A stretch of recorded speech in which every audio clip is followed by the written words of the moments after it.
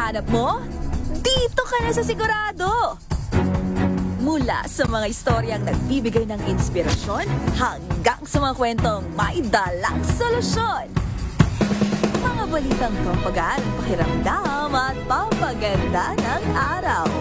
Hindi lang basta good news, kundi the better news. Mula Lunes hanggang Biyernes, 1:00 ng tanghali sa DZRH TV.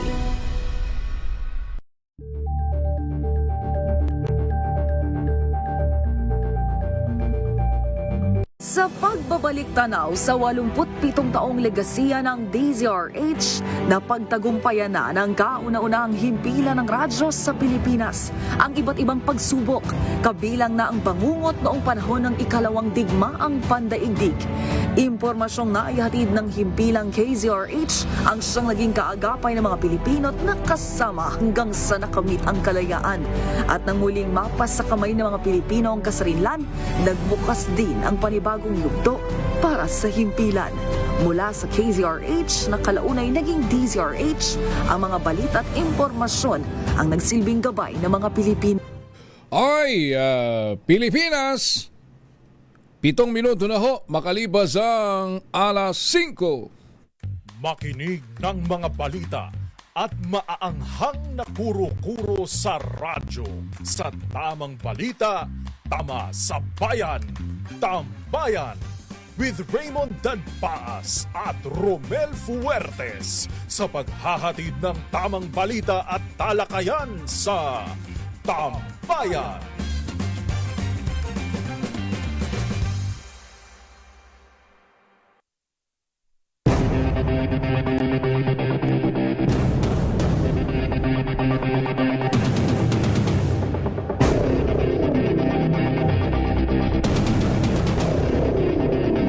Ay, Luzon, Visayas, Mindanao. Siyempre kasama no yung ating mga kababayan na nasa ibayong dagat. Muli, mapagpalang araw ko ng Sabado, August 22.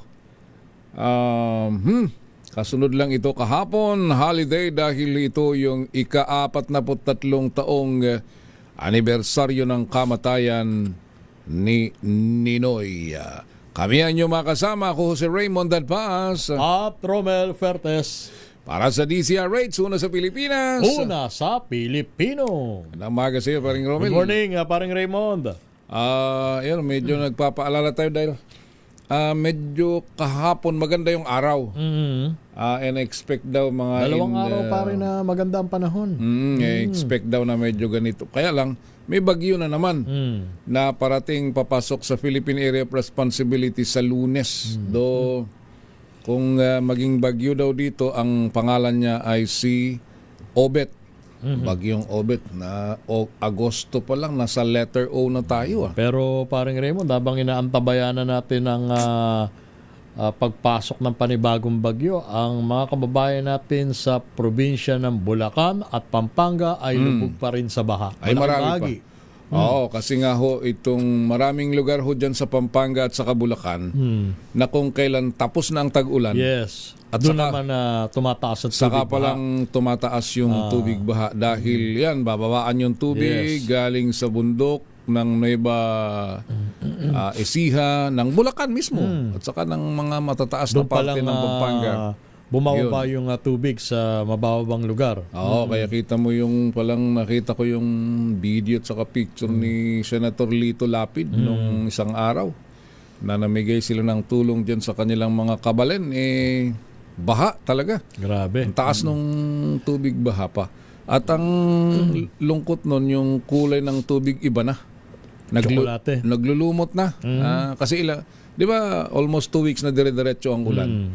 Ayan, kaya kailangan ko nating mag-ingat. Ang problema nga dito, binabanggit ko na kanina, paring Romel, ang nabanggit ko lang pala kanina ay dengue na tumaas. Hindi lang kasi dun sa report ni Jimmy ng DYVL ay naka-blue alert na daw yung DOH sa Eastern Visayas pero dahil sa dengue. Pero dito sa Metro Manila at Calabarzon area, and I'm sure dyan sa Central Luzon, mataas din ang kaso ng dengue.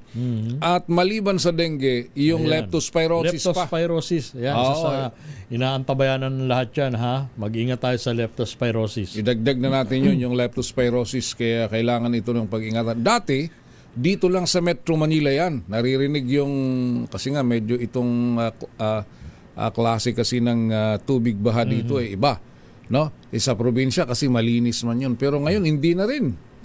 Marami na rin mga area sa probinsya na nakararanas o nagkakaroon ng mga nagkakasakit at sa leptospirosis.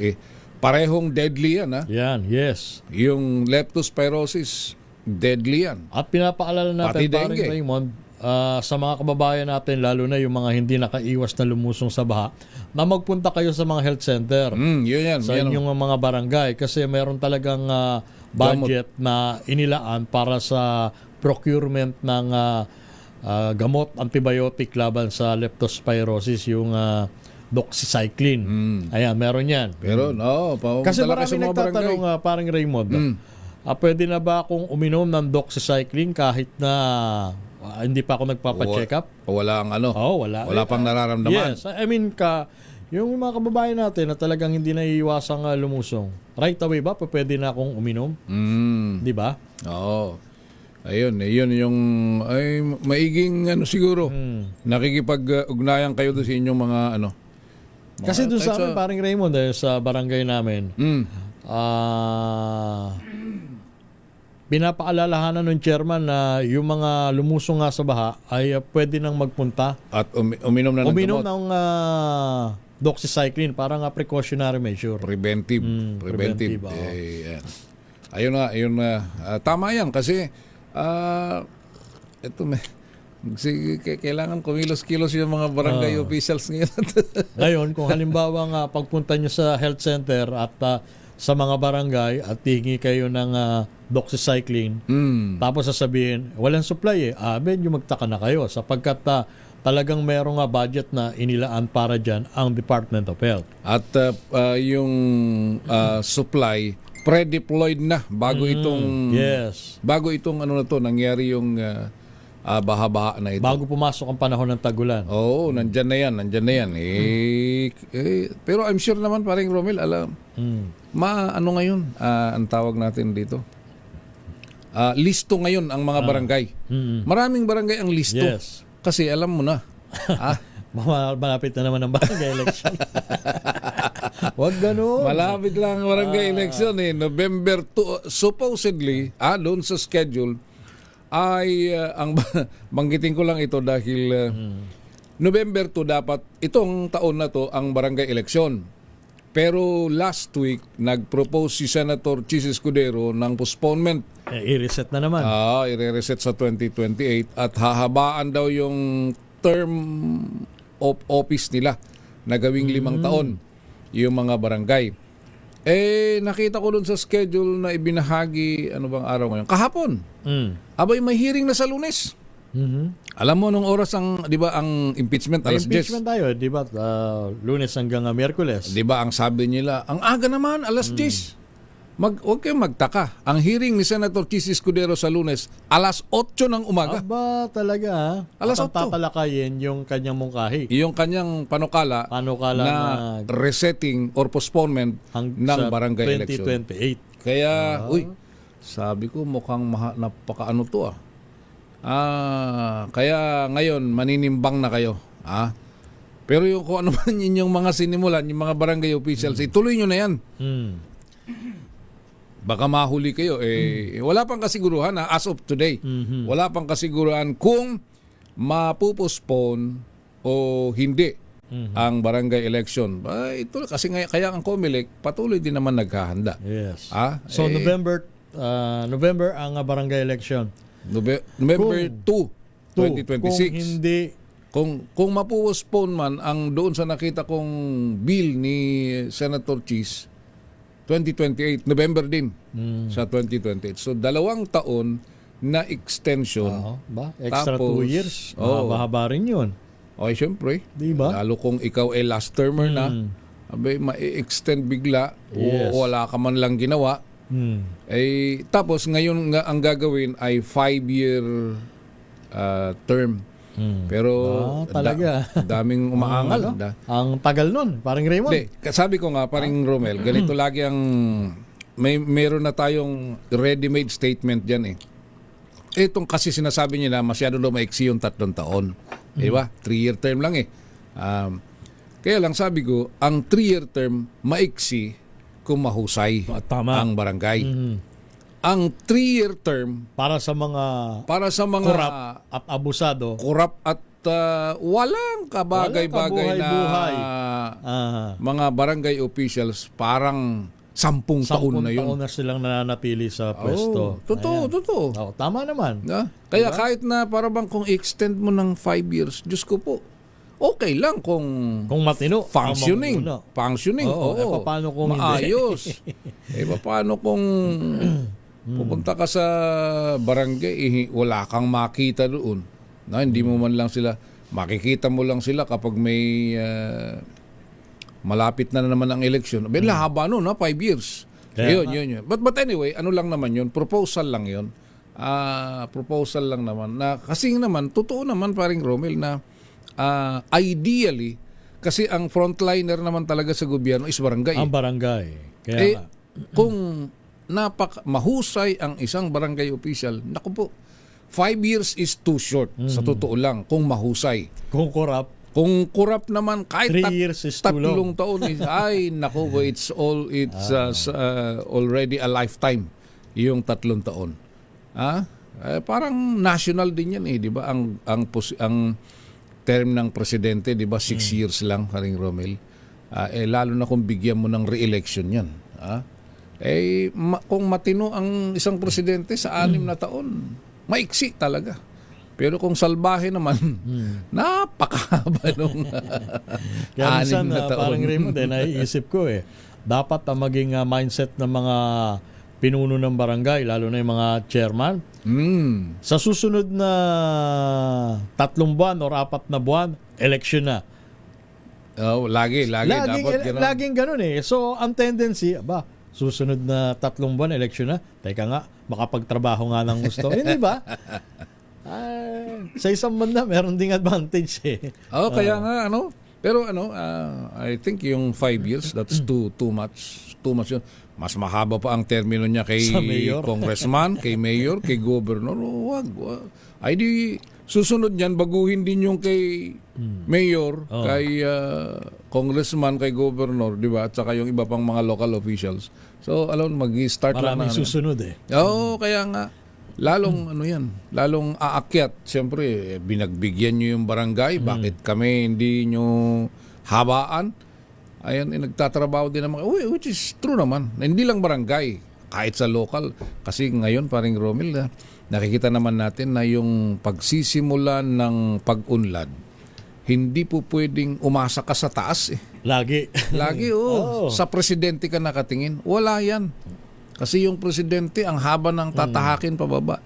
Pero kung mismo sa baba pa lang, galing sa barangay, pagpasok sa munisipyo, at maayos ang pamamahala, ay maiksi. Totoo yun. Yun yung mga maiksi ang 3-year term. Kasi makikita naman natin, paring Romel, yung mga LGU. Paring Raymond, hindi ba? Yung mga maunlad na LGU. May reklamo sila sa gobyerno, pero dun mismo sa mismong komunidad nila, hindi nila gaanong ramdam ang problema kasi magaling ang kanilang mayor mga or LGU. barangay. Yes. Mga local chief executives. Yung hindi mapunan ng national government, kahit paano, sila ang kanilang mga mayor ang gumagawa ng paraan para mapunan. Hindi yung aasa lang lagi. Yes. Totoo naman na umasa ka sa national kasi nga dito nang gagaling yung napakalaking budget.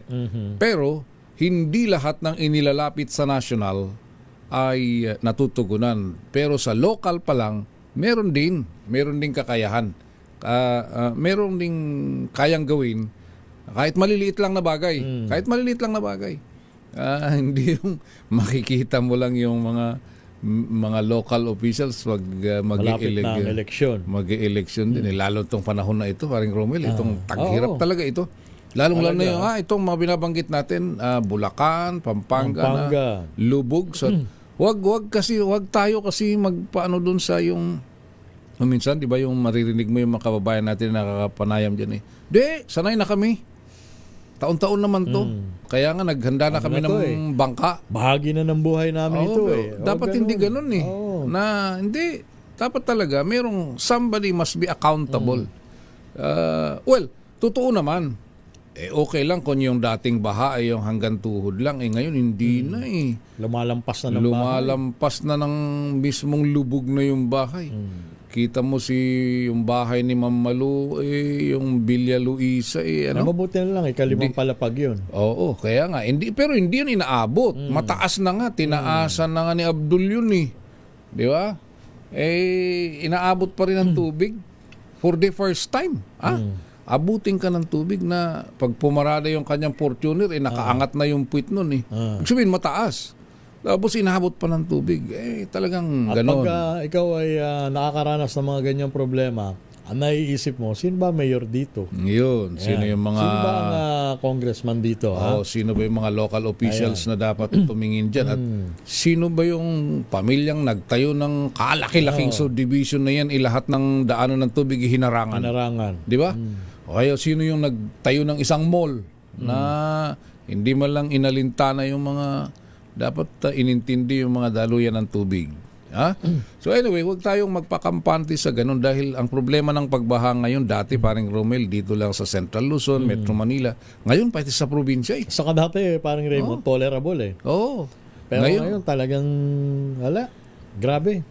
Ngayon, At tayo'y binabaha sa pagkakataon na walang bagyo. Ayun. Habagat. Paano kung halimbawa may bagyo tayo at the same time may habagat? Nako, ayun Ano na ang itsura natin dito sa Metro Manila? Kaya Mas yung mga pasimuno ng flood control project sige, nakakatulog pa ba kayo sa pinagagawa ninyo? Minsan Ay, nga nako. nakatutuwa sila pa yung kunyari, tatapang magsalita kunyari, pero nako po. Mga kababayan, panahon na. Gising tayo Panahon na para Malapit mag-isip-isip. na ang 2028. Yun na lang ang bawi natin eh. Wala tayong iba. Sana paulit-ulit tayo hanggang kailan, ang tanong hanggang kailan tayo matututo ng leksyon natin? Paulit-ulit na lang di ba? Tsaka yung mga opisyal na walang pakinabang, kalusin na natin. Lahat yan. Lahat I'm saying lahat. Mapa local, mapa national. Yung mga, ako po, alam nyo naman kung sino-sino sila. Alam nyo na kung sino yung mga may kaso No, may kaso. Tsaka kung sino yung... yung may history ng pagnanakaw, mira. Dalawa yan. May isang kandidato. May bahid ng katiwalian na sangkot sa ganito. Tapos yung kalaban niya, walang record sa ombudsman, walang record ng pagnanakaw. Ngayon, binabanatan character assassination. Hanggang doon lang. Sino pang pipiliin ninyo, di ba? Walang pera yun Walang pera yun. Kaya nga yung nag-flood control, nag-ghost project at saka nag-substandard project, yung dami ng pera nun. Pangbigay sa pagdating ng... So, parang Raymond Maano kasi tayo? Maiksi ang ating at saka, memorya. Ang malaking problema, pinakamalaking problema, alam na natin yung karakter ng tao, alam na natin yung background, and yet, nagpapabudol pa tayo. Ang lakas pa sa survey. Di ba? Wala kami pinatatamaan. Ay, nako. Nagsasabi lang kami ng totoo. Wala kang narinig na performance, pero magtataka ka. Paano? Ang oras natin, mga kaibigan, oras natin ay 5... ba't nawawala? Namamatay. Ba't gano'n? Ako na, paring Raymond. Alas 5:24 na ng umaga. Tamang balita at talakayan sa Tambayan.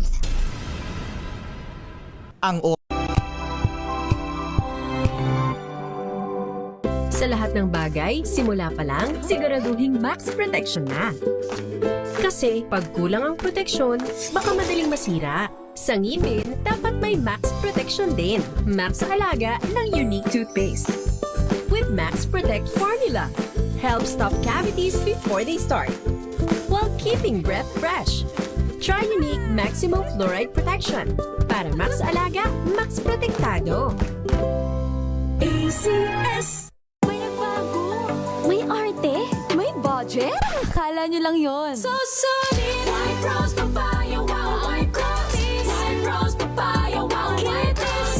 White Rose Papaya. May glow up with White Rose Papaya. White Rose Papaya. May puti power times 2 kasi may papaya at niacinamide. May shea butter and tea tree oil pa. Kutis sulit ang glow May up. glow up with White Rose Papaya. White Rose Papaya. Kutis sulit ang glow up. ACS. Galalala Fecon. Galalala Fecon. Ang bango ng sampayan. Tara na magsayawan. Calefacton, amoy nakaka-joyful.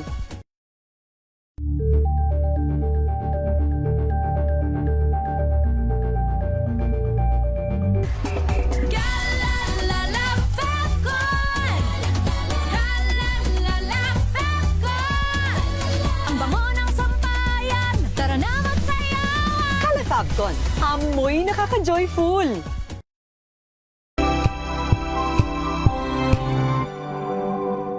Hello, Washi! Laundry day na naman! Yay! Anong meron? Mancha ng chocolate, putik, may libag pa! Kaya natin yan! With Pride Washing Machine Detergent, may triple stain-away formula. Tanggal ang makapit, madikit, at malupit na dumikmancha. Kaya easy-easy ang labada. Mula noon hanggang ngayon! All you need is pride. All you need is pride. ACS.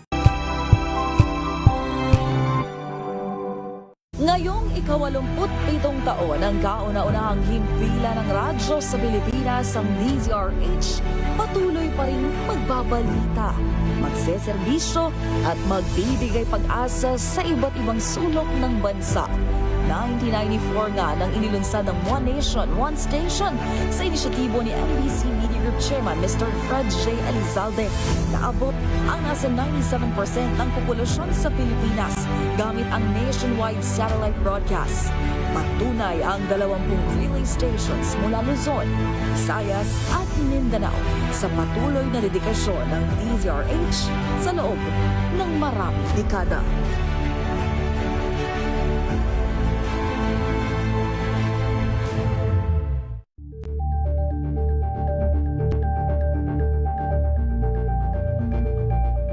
I get impeached, then that is my end. Tumutok sa pinaka-importanteng paglilitis ng impeachment court ngayong taon. The impeachment trial of Vice President Sara Duterte. At DZRH Special Coverage.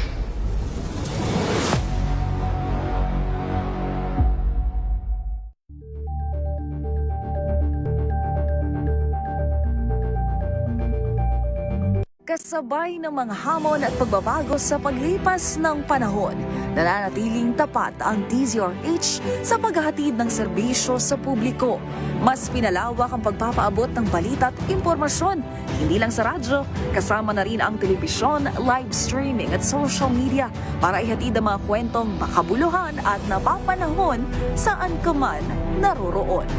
Mula noon hanggang ngayon, mananatiling kaagapay mo ang DZRH, naninindigan sa paghahatid ng katotohanan at sa paglaban sa patuloy na pagkalat ng disinformasyon at sa pagyakap sa makabagong teknolohiya at sa patuloy na pagsulat ng kasaysayan, mananatiling kasama mo ang DZRH saan ka man sa mundo. Visayas at Mindanao at maging sa ibang bansa. Luzon, Visayas, Mindanao. Una sa Pilipinas. Una sa Pilipino. Walang advokasiyang maliit, basta't malinit. Maraming salamat. Muling sumasenyo ang ating palatuntunan special on Saturday. Salamat po sa inyong pagsama sa amin dito sa executive session. Mabuhay ang Isang oras na talakayan ng mga usaping may kinalaman sa ating Idulog yun yan dito sa Hoy. Bawal yan. Ang latest happenings at trending sa mundo ng entertainment and lifestyle with favorite stars. Mga kwentong maghahatid ng inspirasyon at aral sa mundo ng Maagang balitaan, maagang usapan sa mga issue at balita. Kasama si Kuya Angelo Palmones sa Magandang Umaga Pilipinas. Mula Lunes hanggang Biyernes.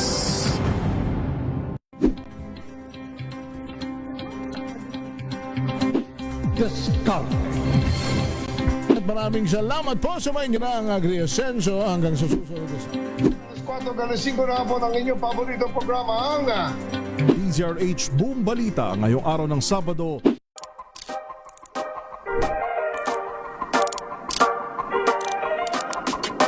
Doon ko natutunan mahalin yung sports ko.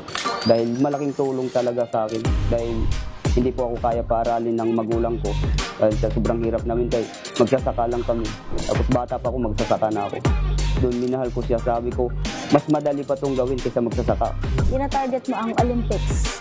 Yes po ma'am, sa 2028. Kung papalarin ma'am, wala namang masamang mangarap. Yan na lang ang gawin yung inspiration, ang kahirapan sa buhay. Dahil yan ang nagpapalakas sa akin.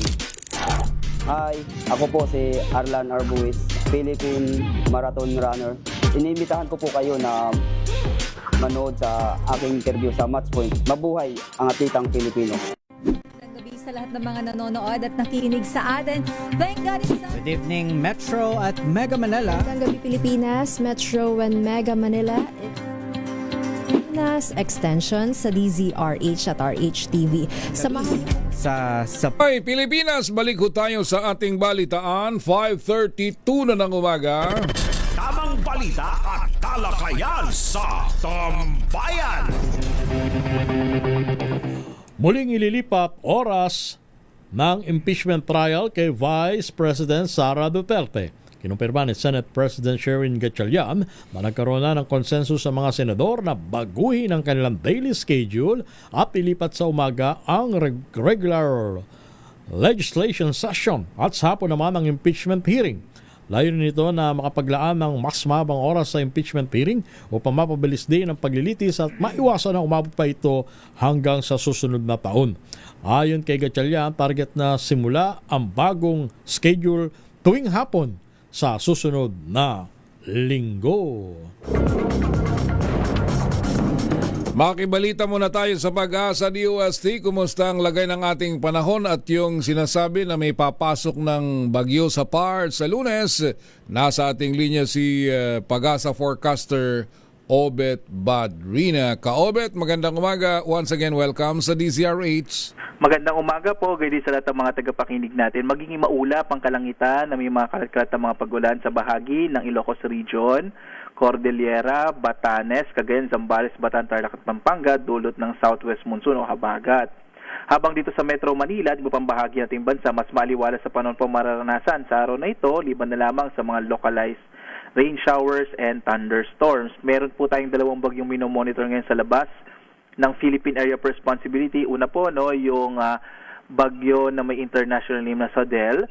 Huli itong namataan 2,700 kilometers silangan ng Northern Luzon. Ito po yung posibleng pumasok ng Philippine Area of Responsibility sa araw ng Lunes at maaari nitong muling palakasin yung habagat or southwest monsoon next week po.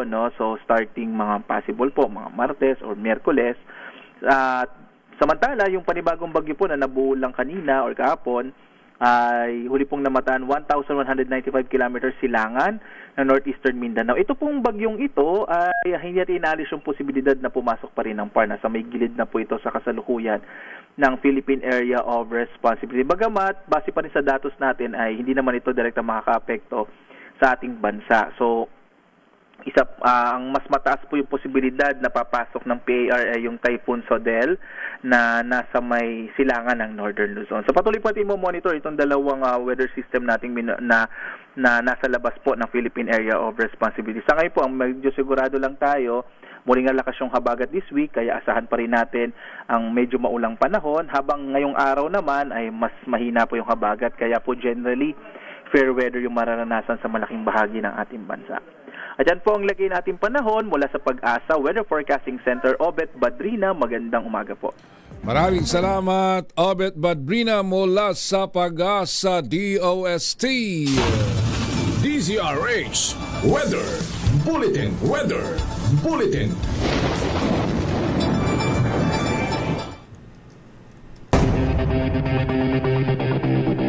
Sa iba pa nating mga balita, ihaharap ng House Prosecution Team sa impeachment court ang mga opisyal ng Philippine Statistics Authority o PSA bilang mga testigo. Ayon kay House Prosecutor Terry Ridon, ito'y para patunayan na fictitious o gawa lamang ang mga individual na umunoy tumanggap ng confidential funds ng Office of the Vice President. Giit ni Ridon, ang mga naturang PSA official na nagsagawa ng pag-aaral at nagbunyag sa mga questionableng pangalan ng mga recipients. Lumabas sa pagsisiyasat ng mga pangalan sa acknowledgement receipts gaya ng Mary Grace Piatos, Milky Sicoya at iba pa hindi pinanganak, ikinasal o namatay sa Pilipinas dahil wala silang record sa PSA. Pagbibigay din ng mambabatas, patunay ito na peke at gawa-gawa lamang ang mga nasabing pangalan, nangangahulugan na may kababalaghan at maling paggamit sa pondo ng bayan. Target ng House of Prosecution Panel na matapos ang kanilang paglalatag ng mga ebidensya sa impeachment trial ni VP Sara Duterte bago matapos sa September. Ayon kay House Prosecutor Representative Terry Ridon, ito ay para sa mabilis na pagtatapos ng paglilitis laban sa pangalawang Pangulo. Gate ni Ridon, suportado ng prosekusyon na pahayag ni Senate President Sherwin Gatchalian na nais niya matapos ang paglilitis bago sumapit ang September. Gayunpaman, maaari pa rin anya itong matala dahil sa sama ng panahon, mga ruling sa ebidensya at oras na kailangan ng depensa at mga senador judges. Iginit ni Bicol Saro Party List Representative Terry Ridon na sapat na ang testimonya ni Gina Acosta, dating Special Disbursement Officer ng Office of the Vice President, para patunayang nagkaroon ng maling paggamit sa confidential funds si Vice President Sara Duterte. Ayon kay Ridon, sinabi ni Acosta na iniutos mismo ni Duterte ang pagbibigay ng 125 million pesos na confidential funds kay Colonel Raymond Dante Lachica noong December 2023. Gate ni Ridon, ang naturang transaksyon ang naging batayan ng Commission on Audit sa Notice of Disallowance para sa 2023. Samantalang inaasahan ng prosecution panel ang testimonya ni Edward Fajarda, ang dating Special Disbursement Officer ng Department of Education. Sa naunang pagdinig, sinabi ni Fajarda na nagbigay siya ng 37.5 million kay Colonel Dennis Nolasco, Chief Security Officer ng DepEd sa utos umano ni Duterte. Pagbibigay din ni Ridon, pagpapasyahan pa ng prosecution kung kailangan pang ipatawag sina Lachica at Nolasco bilang mga testigo. Pinababasura ni dating House Speaker at late 1st District Representative Martin Romualdez sa Office of the Ombudsman na reklamong plunder, graft at iba pang criminal complaints laban sa kanya kaugnay sa umano'y multi-billion pisong flood control iskandal. Sa kanyang supplemental affidavit, sinabi ni Romualdez na wala ng sapat na ebidensya laban sa kanya matapos bawiin ni Orly Guteza, dating security aide ni Zaldico, ang mga nauna nitong alegasyon. Una na sinabi ni Guteza sa Senate Blue Ribbon Committee na nagatid siya ng mga maleta ng pera sa nasinasabing kickback mula sa flood control projects sa mga tirahan ni na Romualdez at Co. Ngunit kalaunan, binawi niya ang kanyang mga payag at sinabi na pinilit siya at sinuhulan na malaking halaga ng pera ni na Senador Rodante Marcoleta at dating Congressman Mike Defensor. Ay, yung mga lubak daw dyan sa Bacoor City sa Cavite abay sinimulan ng isaayos ng DPWH. Si Tina Lolasco sa detalye ng balitang yan. Tina? Nakay, umarangkada na nga ang pagkukumpuni ng Department of Public Works and Highways o DPWH sa malalaking potholes o lubak sa temporary access road sa Bacoor City, Cavite habang patuloy ang konstruksyon ng tulay sa Alabang Zapote Diversion Road. Kasunod ito ng kalbaryong inabot ng mga motorista dahil sa mala outer space o crater ng buwan na lubak na mga daan, epekto ng sunod-sunod na pag-ulan nitong mga nagdaang araw. Upang maiwasan na mabigat na daloy ng trapiko habang isinasagawa ang pagkukumpuni sa access road, binuksan rin sa mga pribado at pampublikong sasakyan ang Zapote River Drive Road na magisilbing alternatibong ruta ng mga biyahero habang isinasagawa ang pag-asaayos ng temporary access road sa lugar. Ito si Manila Girl RH19 na Nolasco para sa DZRH, una sa Pilipinas, una sa Pilipino. RH! Maraming salamat, Tina. Samantala, binapi ni Pangulong Ferdinand Bongbong Marcos Jr. ang kanyang asawang si First Lady Liza Marcos para sa kanyang ika-67 kaarawan kahapon, August 21. Ba, tala nasabay pa sa ano? Ninoy Aquino Day, ang Kaya birthday ni First Lady. Sa isang social media post, tinawag ng Pangulo ang araw bilang Liza Day at nagpaabot ng kanyang birthday greetings sa First Lady. Samantala, una na pinagtanggol ng Malacanang ang First Lady matapos makatanggap ng batikos dahil sa kanyang social media post tungkol sa pagsisimula ng kanyang birthday sabbatical habang nakaranas ng malawakang pagbaha ang mga lugar dahil sa tuloy-tuloy na pag-ulan. Ayon kay Palace Press Officer Claire Castro, wala negatibong ibig sabihin or ipahiwatig ang unang ginang sa kanyang post nang sabihin niyang nais niyang magpahinga ng walang makeup, hairspray, terno, heels, speeches, official photos at meeting. Gayun din ang iba pang schedule. But si First Lady ang hinahanap nila. Hanapin nyo yung mga opisyal ninyo na tagbaha. Walang ginawa kundi magliwaliw sa abroad. Muling nanawagan si Bulacan 6th District Representative Salvador Cador Plato sa Department of Education, mga guro at mga magulang na palakasin ang ugnayan sa komunidad para matiyak ang kaligtasan ng mga estudyante. Kasunod dito ng shooting incident sa Ateneo de Zamboanga University na ikinasawi ng 2 estudyante. Ayon kay Plato, mahalagang regular na komunikasyon ng mga magulang, guro, paaralan upang masubaybayan ang kalagayan ng mga aktibidad ng mga mag-aaral. Noong Hulyo, pinangunahan ni Plato ang talakayan para sa ligtas na paaralan sa Santa Maria, Bulacan, kasamang DepEd, DSWD, PNP, DOH, mga guro at mga magulang. Iginit niya ang integrated approach sa school safety, kabilang ang malinaw ng emergency plans ng mga paaralan at aktibong youth protection program sa mga barangay. Dapat ding tugunan ayon kay Plato ang bullying, cyberbullying, gang influence, access sa armas, substance abuse at iba pang salik na maaring mauwi sa karahasan sa eskwelahan. Ang oras natin, 5:43 ng umaga. Tamang balita at talakayan sa Tambayan.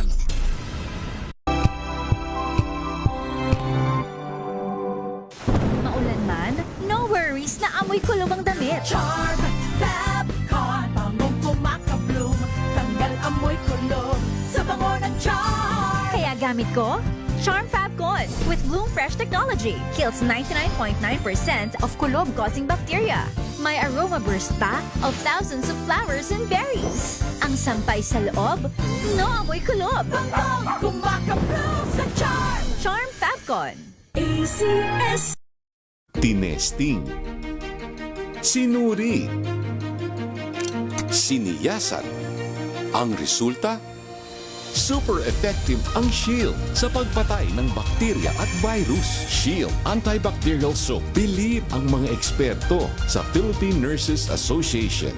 At si Mami. Tiwala ako sa Shield. Shield Antibacterial Soap. Napatunayang mabisa. Ang mga nurse, tiwala. ACS.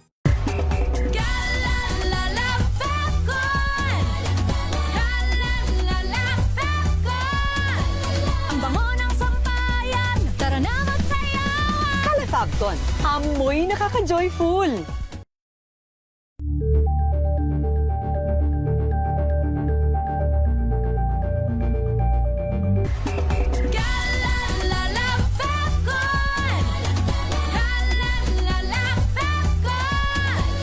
Ang bango ng sampayan, tara na magsayawan. Kala Fabcon, amoy nakaka-joyful.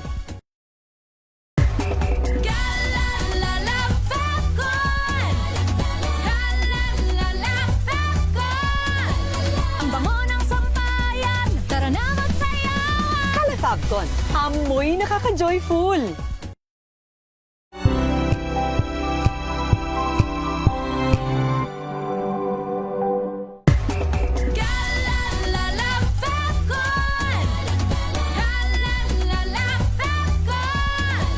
Ang bango ng sampayan, tara na magsayawan. Amoy nakaka-joyful!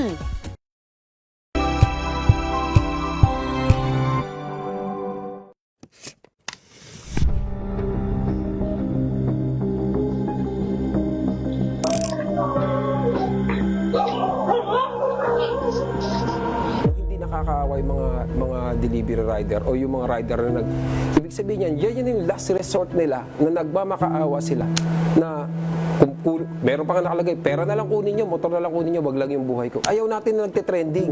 No? Nagte-trending kung hindi, ayaw natin may nadidisgrasya. Pero dahil nga to trending, ito ay magkakos ng shame ng pagkahiya doon sa kumpanya. Bakit mo dinidecline? Ikaw, complain kita.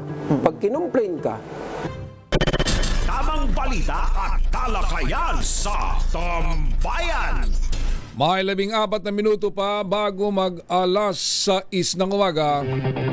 Nanawagan si Senador Panfilo Ping Lacson ng mas mahigpit na parusa para sa mga individual na namumuwersa ng iba para magbigay ng maling testimonya. Kasunod dito ng pagbawi ni Sergeant Orly Gutesa sa kanyang naunang pahayag kaugnay ng flood control scandal. Ayon kay Lacson, dapat magkaroon ng mas maigpit na pagpapatupad ng anti-perjury law, lalo tila ginagawang pinagkakakitaan ang mga gawa-gawang paratang laban sa mga kilalang mga personalidad. Git ng senador, dapat itaas sa prison mayor ang parusa para sa perjury at dapat ding panagutin sa batas ang sino mang namumuwersang mga testigo para maglabas ng mga peking testimonya. Sinabi ni Lacson na hindi na siya nagulat sa naging revelasyon ni Gutesa dahil naobserbahan din niya ang anyay pagko-coach ni Senador Rodante Marcoleta sa naturang testigo nang ito'y humarap sa Senate Blue Ribbon Committee. Hindi lang naman si Senator Ping Lacson ang nakahalata. Marami, hindi ba? Kumbaga, ang hindi lang nakakaalam na nagko-coach siya, ay yung coach. Ayun. Kaya pala nung ito munang basahin mo. Nilalampasan mo eh. Nilalampasan mo eh. Samantala, patay naman ang 4 katao kabilang ang isang 3 taong gulang na bata matapos matrap sa masusunog nilang bahay sa barangay 107 sa Pasay City. Patay sa ulat, sumiklab ang sunog bandang 1:00 ng hapon at mabilis na kumalat sa mga kabahayan gawa sa light materials. Sa paunang investigasyon, posibleng sumaabog na tangke ang pinagmula ng sunog. Bandang 4:00 na ng hapon ng tuluyang maapula kung saan napagpuan pang magkayakap ang 2 sa mga biktima. Tinataya namang nasa 20 pamilya ang naapektuhan ng naturang sunog.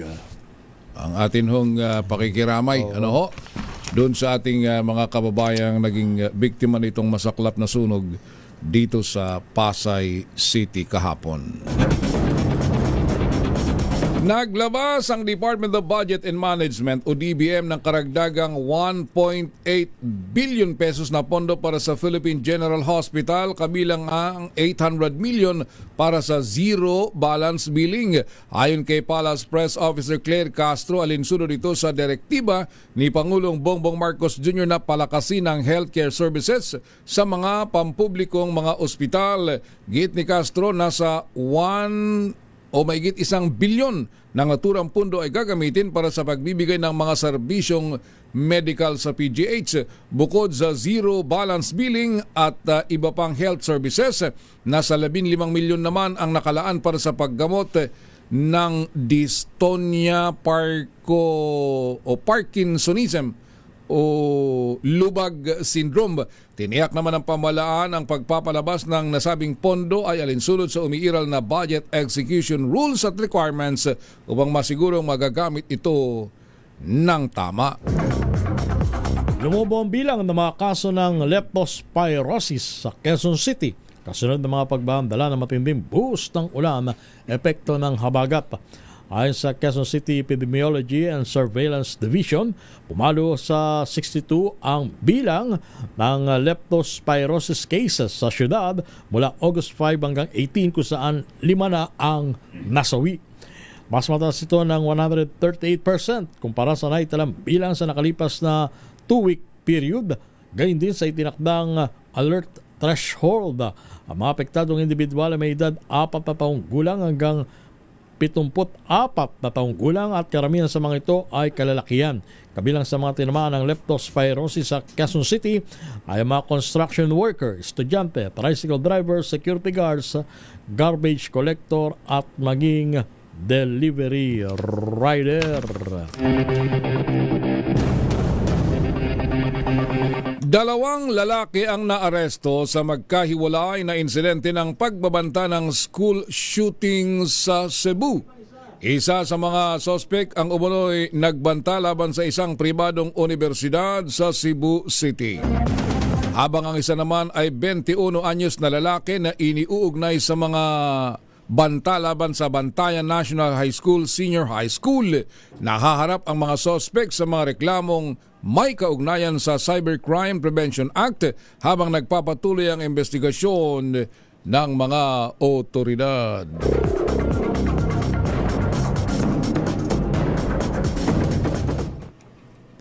Samantala, bumuelta ang Chinese Embassy sa banat ni Defense Secretary Gilbert Teodoro matapos na akusahan ng kalihim ang embahada na nagsisilbing PR o Public Relations firm ng negosyanteng si Tony Yang ng Sanja Steel Corporation. Tinawag ng Chinese Embassy na squid tactics ang mga payag ni Teodoro dahil sa halip na sagutin ang mga isyong ibinabanto ng embahada, pinili sumano ng kalihim ang usapan sa pamagitan ng mga walang basehang alegasyon. Iginit din ng Chinese Embassy na dapat igalang ang desisyon ng Department of Justice na nagbasura sa mga kaso laban sa 70 Chinese workers ng Sanja Steel. Umabot naman na sa 19 ang naaresto kaugnay naman ng BARM parliamentary elections sa pinakauling datos ng COMELEC mula July 16 hanggang August 21, 2026. Karamihan sa mga naaresto ay sibilyan dahil sa paglabag sa gun ban habang may 2 nadakip sa COMELEC checkpoint. Aabot sa 15 ang naitalang gun ban violation kung saan 21 iba't ibang uri ng baril ang nakumpiska ng mga otoridad kabilang ang 6 na pampasabog at maigit 100 bala. Sa kabuuan nakapagsagawa ng PNP at Armed Forces of the Philippines ng 23,912 COMELEC checkpoints sa buong rehiyon. Pagdating naman sa election-related incidents o tinatawag na ERI, iisang suspected violent incident pa lamang ang naitala habang wala pang validated ERI sa kasalukuyan. Sumailalim sa Incident Command System course ang mga pampublikong school principal sa Maynila. Kasunod dito ng mga naitalang insidente ng pananaksak at pamamaril sa iba't ibang eskwelahan sa bansa.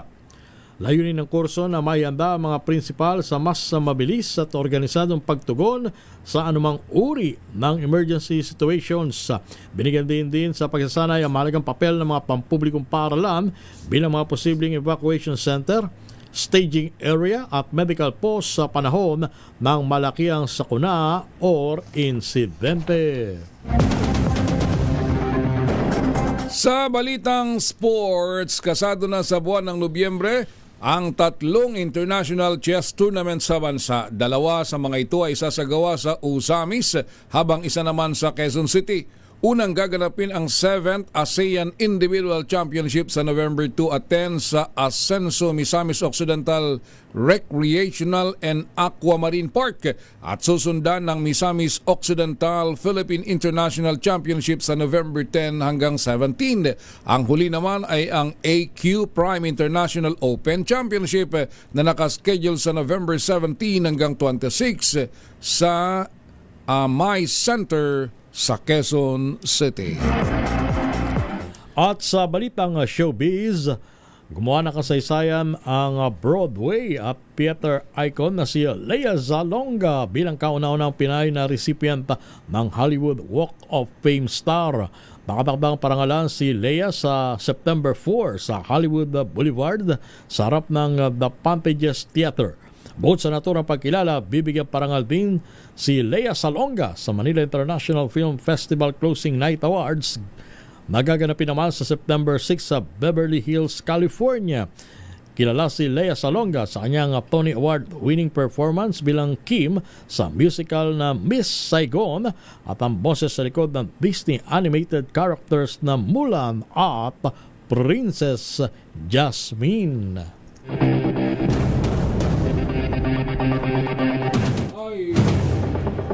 Magandang umaga ho, si Doc Zenny Mendoza dyan sa Talisay, Batangas. Magandang umaga din kay Kong si Lawrence Pesigan dyan din ho sa Talisay, Batangas. Magandang umaga, Boss Ray Nadar. Basta ka na? Ang sabi daw, baka dito lang sa Metro Manila yan ngayon. Ay, kasi kaya lang medyo tong mga panahon kasi ng mga nakaraang araw talaga. Mantakin mo sa impeachment trial lang, nakadalawang suspension. Paano mo ibabawi sa schedule yun, no? Kaya hopefully next week, ewan ko, yung sabi ni SP Gatchalian, meron na daw parang consensus. Ang problema, hindi pa ina-announce officially. In case, parang Raymond, mga what time? Ang target nila ay alas 3. Siguro, pinaka-early is alas 2. Pero yung 3 o'clock, pwede yun. 3 o'clock onwards yun, parang Raymond. 1 to sawa daw. Ay, nasabi para mabilis matapos. Ang problema, alam mo, ang nakakaawa dito yung mga staff, yung sa secretariat. Kasi imaginin mo, mag-session ka, magko-committee hearing ka ng umaga, tapos diretso ka ng impeachment trial. Then the next day, maaga ka ulit. Yung medyo pero bawi-bawi na lang yan. Kasi naman to. Tama. Ngayon lang to. By the next ang target ba, parang Raymond, matapos ang impeachment by September ba? Yung ba ang target date nila? Parang alanganin yata. Depende sa takbo kasi medyo mabagal gaya niyan. Lalo pa ngayon at nag-uulan. Hindi lang yung pag-ulan, parang Ramil, pero pati sa presentation. Sabagay, gano'n naman talaga, korte yan. Yes. Hindi naman yung pwedeng gaya ni paspasan. Isang testigo, isang araw lang, hindi naman gano'n na it takes, minsan isa ang testigo, 3 araw. So medyo tumatagal. Pero talagang hinihimay ng gusto bawat ebidensya. Hindi naman lalo na yan kung pupunta na tayo dun sa huling bahagi. Yan. Kasi nandun yung exciting part, parang Romel. Ngayon pa lang, medyo salisalitan. Pero doon kasi aktual na pera na yung pag-uusapan sa dulo.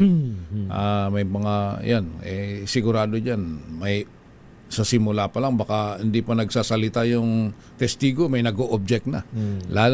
Pero exciting pa rin naman yan. Nakarating ba, parang Raymond, sa kaalaman ng Senado yung mga obserbasyon na tila nababawasan ang atensyon ng publiko sa impeachment trial? Alam naman nila yun. Alam nila yun. Dati-rati, daming nakakasubaybay. Pero hindi ko alam kung ibalik sa hapon babalik pa yung interest. So bagay, binanggit mo nga yung exciting part. Sa dulo daw. Sabi nila. Tiyak na yan ang mas antabayanan. Kasi ilalabas na yung mga bank account doon na pinasukan ng ganitong halaga ng pera. Minsan marinig mo yung kwentuhan, paring Romel. Tayo, kung meron kang 5,000 laman sa GCash mo, masaya na tayo. Pero sila, billion. Hindi pa masaya. Parang hindi pa nasayahan. Hindi pa nakontento. Yun ang naririnig natin. Tignan natin pagdating sa dulo. So admittedly, parang Raymond, medyo nabawasan nga yung interest ng publiko sa impeachment trial. Naman. Kita naman. Pero parang Raymond, parang bagyo yan yung before the storm. Yun na nga. Diba? Baka sa huling bugso, doon bubuhos naman ang atensyon ng publiko. Antayin natin yung dulong bahagi. Iyan ang kabuuan ng ating balita ngayong Sabado. Kami ang inyong nakasama. Ako si Raymond Advance. At Romel Fertes. Para sa DCRH, una sa Pilipinas. Una sa Pilipino. Standby. Susunod ang palatuntunan na advokasya ni Kuya Bong Ariola ng PCSO at ni Tina Nolasco. Uy, teka, nakalimutan ko. Yung pinababati ni Francisco ako. Ano yan si Francis? Strawberry Lopez. Good morning daw. Talaga naman. Alas 6 na ng umaga. Tamang balita at talakayan sa Tambayan. ngayong ika-87 taon ng kauna-unahan, DZRH